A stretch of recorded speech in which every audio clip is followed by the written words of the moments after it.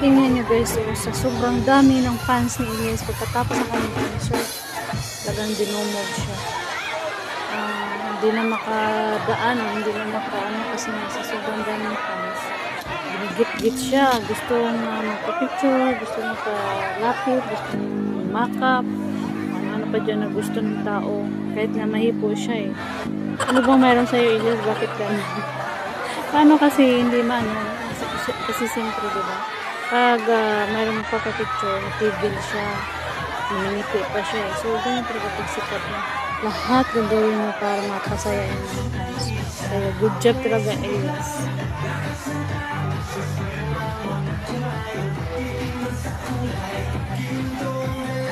So, nakita niyo naman dyan guys, no? Sobrang daming mga kapulisan, mga sundalo, na nag-alalay kay Elias. Kaya, wow.